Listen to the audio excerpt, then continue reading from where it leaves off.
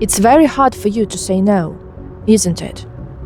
That's why you end up in very crazy situations where you clearly should say no, but everything in your body just terrifies. It feels like this hollowing emptiness consuming your whole, and it freezes your whole body in this one place where you just realize that you can't say it. You can't say these two letters. And that's why you end up in abusive situations where you are treated poorly at work by boss. You can't ask for a raise in salary.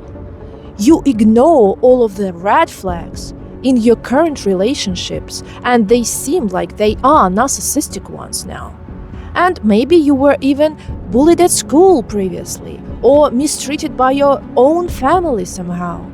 And you just think that maybe you don't have enough willpower, that the next time you will be able to stand up for yourself and say no, and even if you try, it still doesn't work in, because somehow you end up either coming back to this dysfunctional dynamic and saying yes, or your no just doesn't seem genuine, doesn't sound like it has a mass and power to change the situation. And that's why nothing is changing.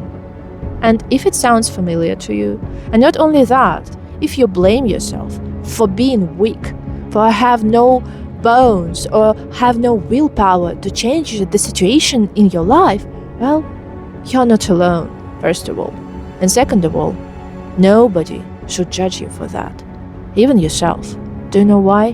Because the reason is not a willpower, a lack of it. And the reason is not because you are wrong or you're abnormal. No, you're actually very human, and it is a very human behavior. The reason is something completely different. The reason lies in your past. So if you have 10 more minutes, today we can discuss the topic, why is it hard to say no, especially for people who are coming from complex trauma, and what can we actually do to improve that, so that we could learn to say this no, and say this no without all of this heavy package of shame and guilt that is attached to it currently. Hello, my name is Sophie from CoAwakened, and here we learn how to recover after abuse and reconnect with our emotions in order to feel alive again. In order to get this concept on why you can't say no, let's just discuss the word no first. Just 2 letters, no. What does it mean? On semantic level, it's very easy. It's just no means no, stop. I don't want to do that. It's just full stop. But if we look at the essence of this word, what we will understand is that no means I'm ending the current situation, the current reality, and I'm about to start something new, something that is very unclear and uncertain for now, but I am fed up with everything that happened previously. This is not serving me. So I'm cutting this, I'm stopping this, I'm putting this full stop, but I don't know what will happen next. The next word, the next sentence hasn't yet started. Can you see what's hidden in there? The hidden thing in there is the uncertainty. So I don't know what will happen next. I can't predict what will happen after I will pronounce this no. What does it mean? It means that people from complex trauma are terrified of uncertainty. For them, being hanging in there in the uncertainty and not knowing what will happen next is their worst nightmare. But why? Well, because people from complex trauma got this belief that uncertainty will always bring pain. That change that comes with uncertainty will always bring pain. Think about it. I'll give you 2 examples. One, your parent, father for example, had alcohol problems, and so in the reality of your father not drinking, everything was fine. He was predictable, he played with you. Yeah, he might be abusive from time to time, but nothing really scary. So everything was more or less clear and predictable. But once he drinks, once alcohol enters the equation, everything changes. And so your father starts to behave irrationally. Sometimes he might bring you new toys even when he is drunk. But more often than that, he started to be emotionally neglectful or straightforwardly abusive, even physical. And so for you, this uncertainty correlated with pain. So father is drinking, as more of uncertainty, I can't really read his behavior, I don't know what to expect. Most likely, in most cases, it brought pain. Another example, your mother. You spent your childhood with your mother mostly, and she wasn't emotionally stable because she hasn't healed a lot of emotional wounds herself. And so, you were running around the playground with the lollipop, and the lollipop dropped. Your mom started to yell at you, scream at you, maybe became physical with you because of this damned lollipop. And so your mother, because of your state, had lots of triggers that really knocked her off, and she became this chaotic creature. You couldn't understand what you did wrong. You just dropped the lollipop. What's the problem? So living with her was like walking on eggshells. Everything was chaotic and unpredictable. She was triggered all the times, and triggers were extremely unclear to you. You didn't even know about what does it mean to get triggered at that age. And so you just created this correlation of changing reality, changing situation isn't safe. And so for you, the safest thing is to be in some kind of a cocoon where everything is clear and predictable, no outside noise, no changing situation, nothing of the sort. So I hope you understand where I am going with that. Saying no for you always felt extremely scary because of this uncertainty.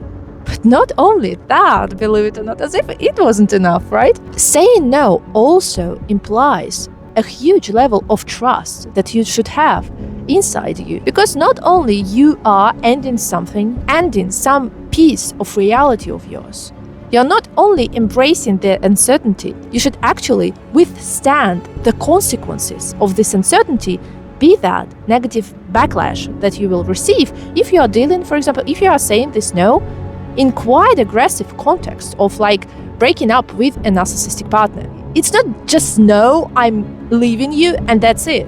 It's the whole package of consequences that can't be just ignored, but that you will have to deal with. And you need to actually trust yourself enough and be mentally stable enough to withstand that. And I already did video on trust, by the way, if you are interested. You might think that, oh my God, Sophie, you sound so overwhelming for my mind. Like, I'm already stressed enough, Sophie. I just want to be able to be strong, to feel strong, and to say no and maybe stop these abusive relationships, or leave my boss, or change my life and follow my dreams of opening this, coffee shop or anything of the sort. How do I say no? How? The question is not how. The question is who is saying that. Who is more important than how?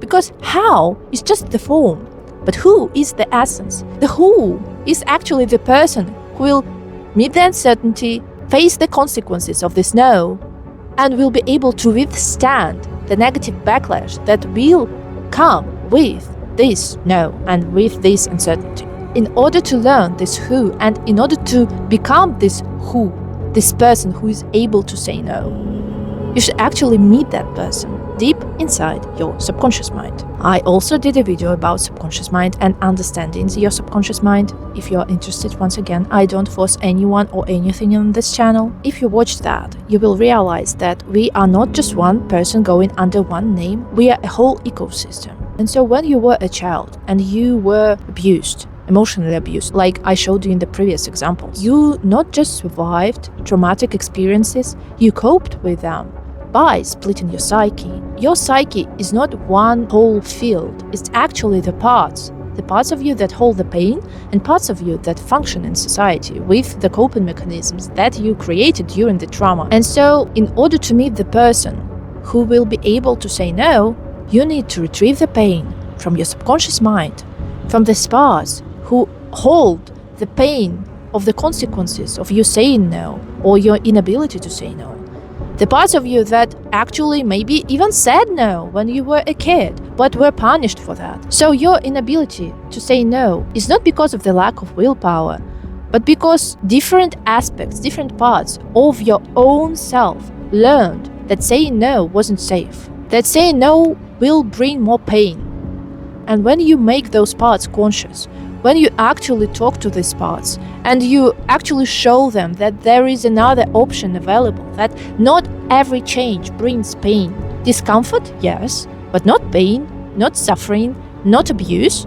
You will actually slowly, piece by piece, combine these parts together, and these parts together will create this person who will be able to say no. And I can give you my personal example. When I realized that my partner was a narcissist, I was terrified, to be honest, because it meant that my reality as I knew it was over. And I thought that no, I can't say no to that. I can't say no to my current reality because I also have a kid and I have a responsibility of keeping the family afloat. So I'd better just, I can do that. I can live with this person. I know who he is. So maybe I just should say for the sake of the family, because I don't want to bring more trauma to my kid. I wasn't able to say no to this person and to the concept of our family for a couple of years. But then the more healing I did, the more I realized that I can't live it like that. Because when you heal, you first, of course, you heal on a psychological level, but this healing will eventually change your behavior.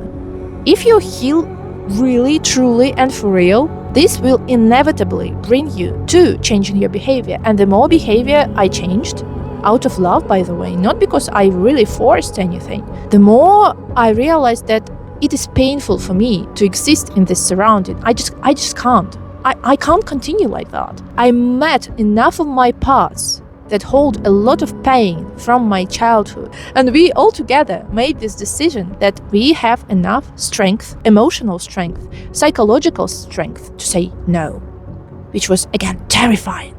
But it felt in alignment with the person who I was becoming thanks to my healing. The methods of healings changed the who, and the who was the person who actually said no and started set boundaries. And it sounds very overwhelming, which it is. And it is understandable why you might feel a little bit confused and overwhelmed after hearing me out. But again, it's done not in one day. It's done step by step. You heal yourself, not in one day, not even in 1 week of some kind of retreat. You heal over time. You will spend maybe months, maybe years.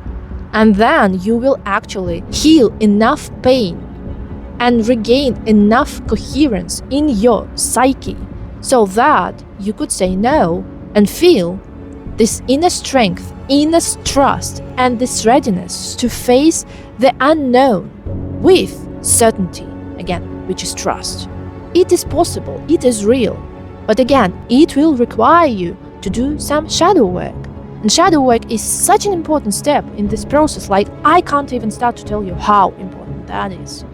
Working with your shadow, working with your subconscious is one of the greatest tools in order to be able to retrieve those parts of yourself that are terrified to say no, that had bad experiences with saying no, explaining to these parts that there is another option, trying this option, see the results, and actually regaining more trust in yourself that, yeah, actually, that was awesome. The fact that I broke up with this narcissist is actually awesome. I have some power over my life, which is awesome, especially for people who are coming after complex trauma, because they feel pretty much powerless over their life. That's why my greatest hope is that after watching this video, yes, you might feel overwhelmed, but I also hope that you feel some kind of relief, an inner spark of hope, and maybe an increased level of safety, because you actually see that this is possible. Saying no is not just the question of how I do that, it's actually the question of who doing that. And this who is there, it's already living there, it's you.